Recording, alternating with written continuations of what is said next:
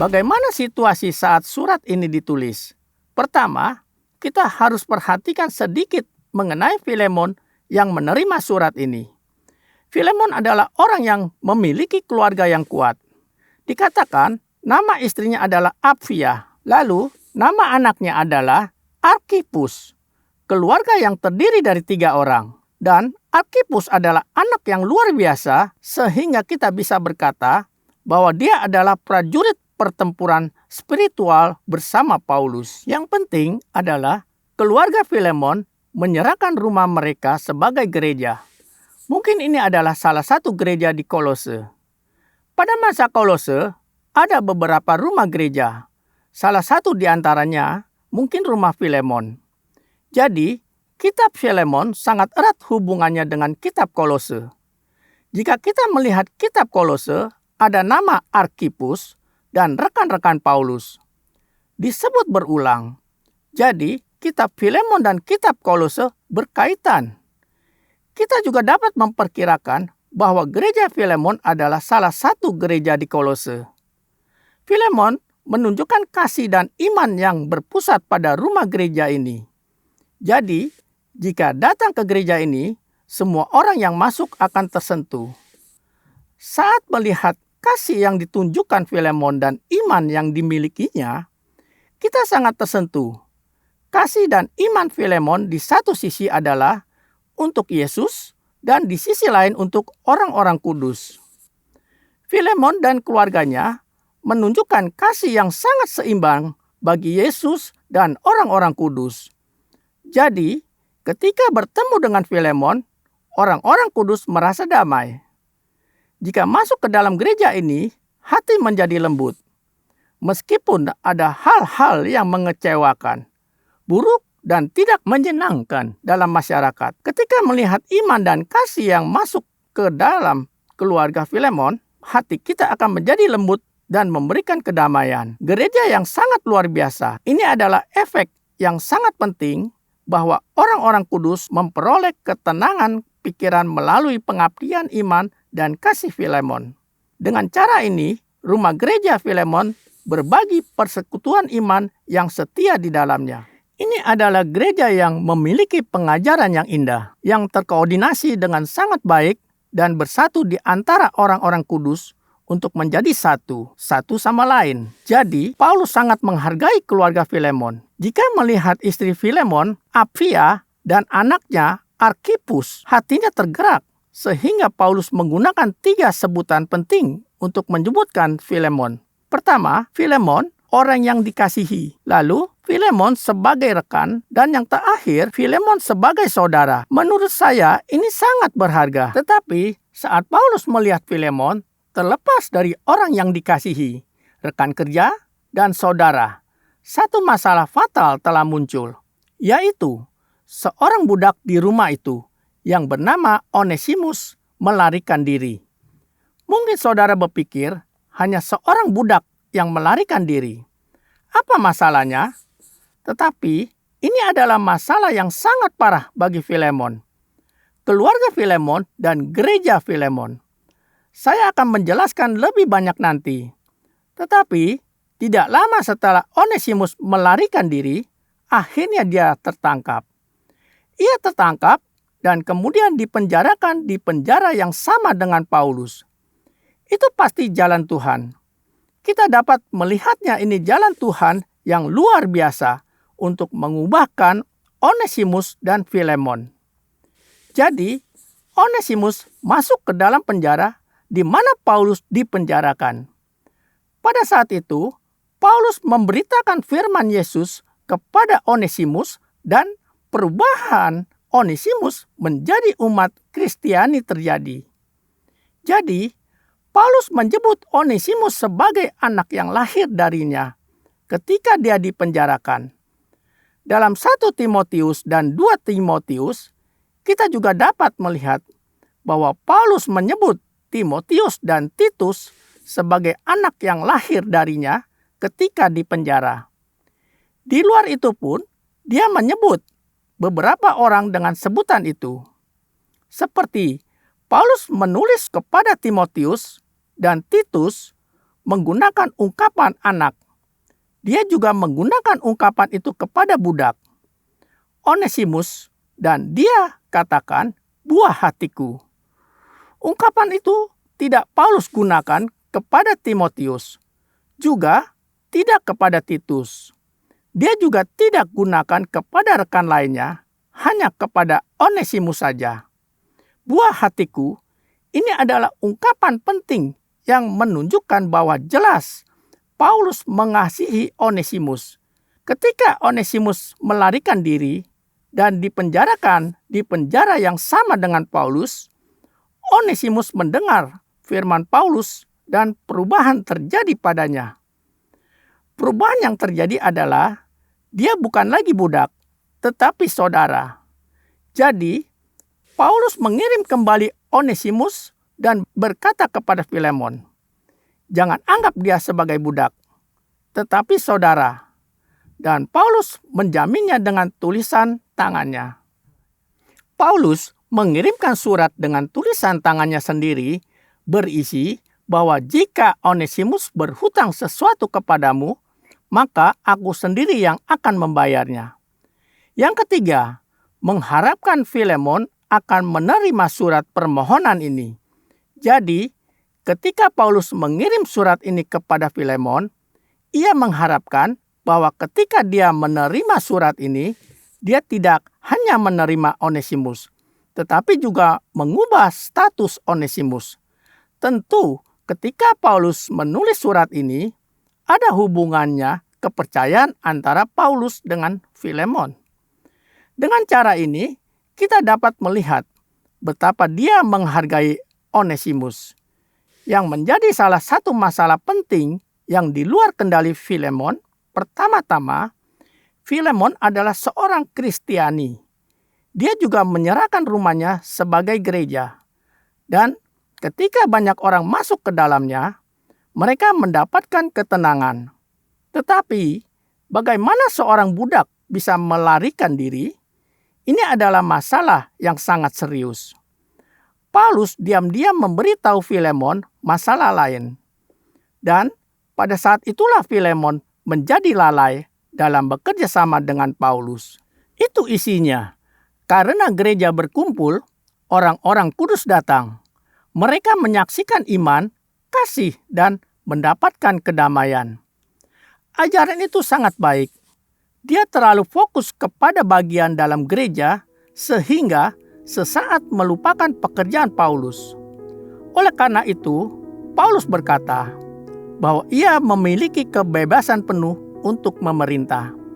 Artinya, tidak hanya menerima Onesimus, tetapi menerima Onesimus adalah sebuah pekerjaan.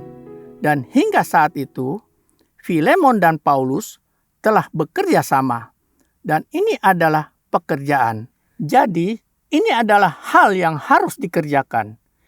Jadi, jika Filemon tidak melakukan dengan benar hal yang ia kerjakan bersama dengan Paulus, Paulus berencana untuk menggantikannya dengan Onesimus. Tugas Filemon akan diberikan kepada Onesimus. Jadi, jika kita lihat dalam Filemon 1 ayat 13, meskipun keseluruhan isinya adalah permohonan, tetapi juga memberikan tekanan. Tidak apa-apa jika kamu tidak menjalankan tugas bersama denganku. Aku akan mengirim Onesimus, buah hatiku, untuk melakukannya. Tentu, kata-kata ini sangat menekan. Jadi, ketika Paulus menulis surat ini, dia menulis dengan harapan bahwa di satu sisi, ini akan menyelesaikan masalah Onesimus. Dan di sisi lain, Filemon akan lebih bersemangat dalam tugasnya. Jadi, dengan mengharapkan pemahaman dan dukungan yang lebih besar pada pekerjaannya, Paulus berkata demikian, "Aku tahu, lebih daripada permintaanku ini akan kau lakukan adalah bukan hanya menerima Onesimus, tetapi juga membantu dalam pekerjaan misi Paulus." Filemon menjadi lalai dalam membantu Paulus karena dia terlalu fokus pada internal gereja dan mengajari iman.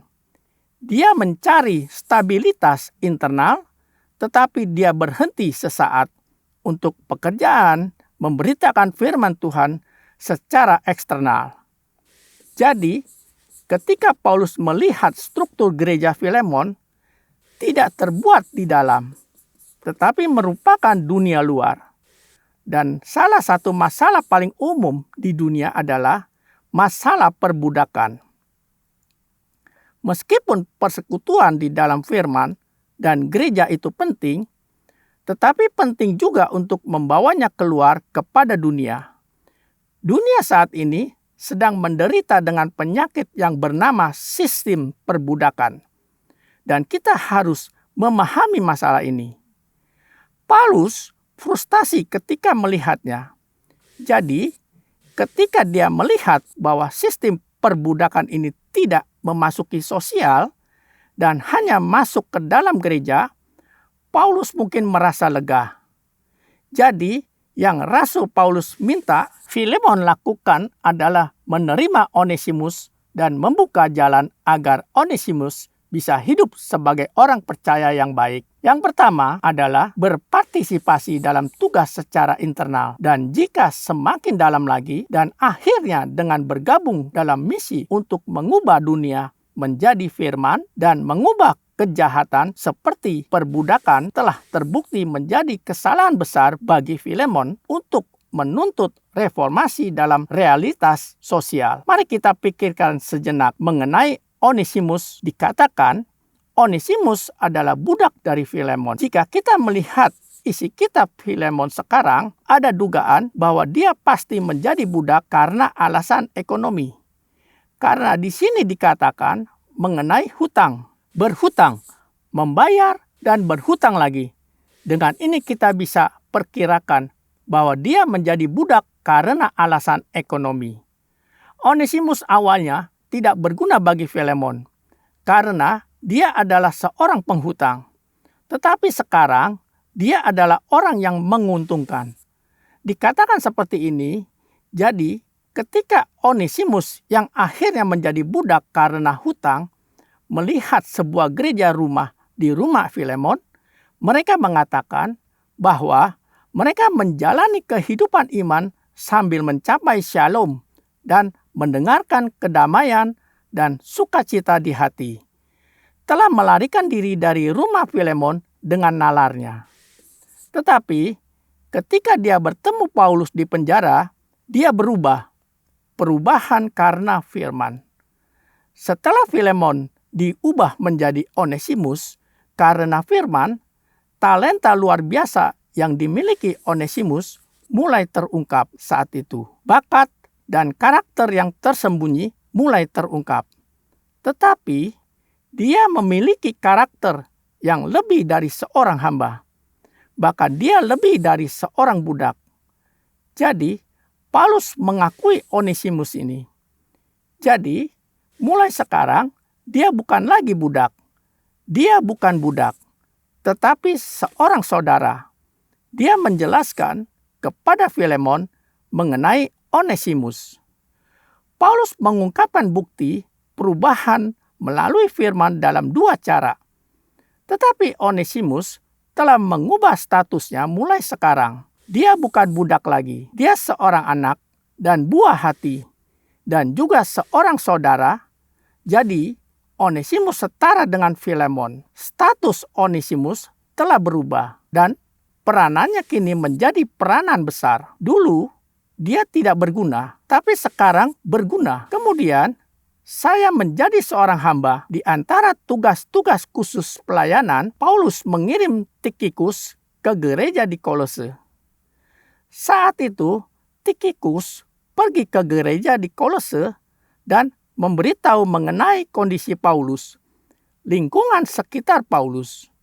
Akhirnya, Onesimus memainkan peran yang penting. Jadi, Tikhikus dan Onesimus pergi bersama. Dia diberikan misi dan peran yang belum pernah dia lakukan sebelumnya.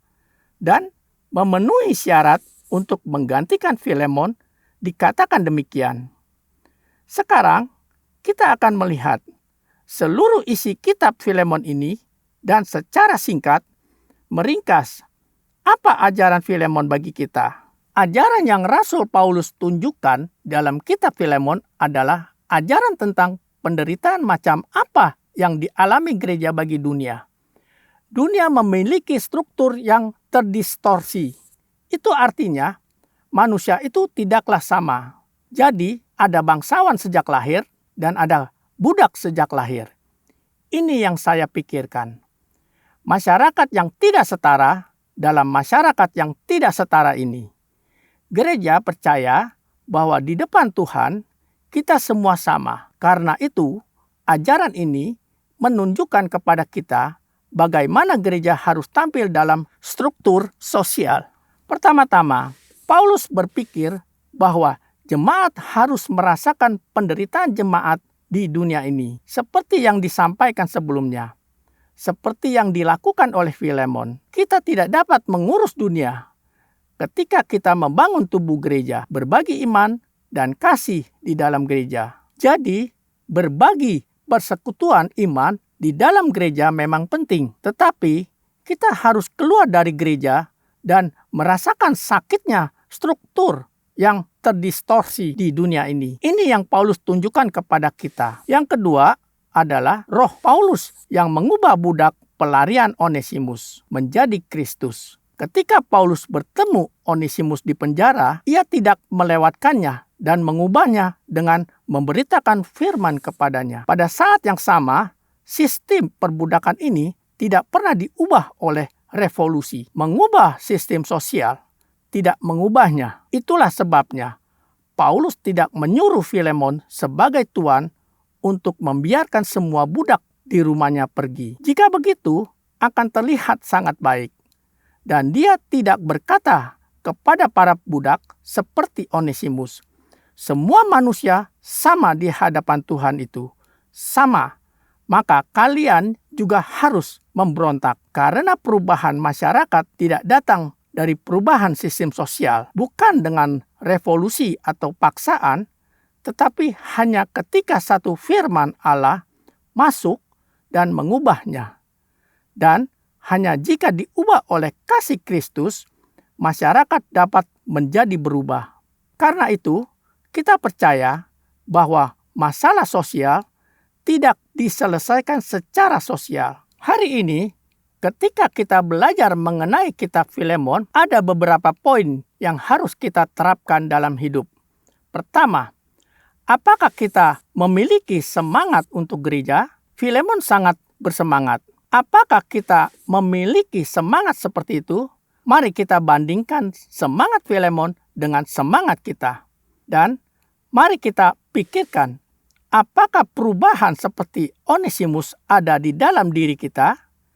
Dia adalah orang yang tidak berguna, tetapi berubah menjadi orang yang berguna. Apakah ada perubahan dari orang yang rendah menjadi orang yang berharga dalam diri kita? Ketiga, apakah selama hidup di dunia kita benar-benar merasakan penderitaan atas struktur dunia yang tidak benar?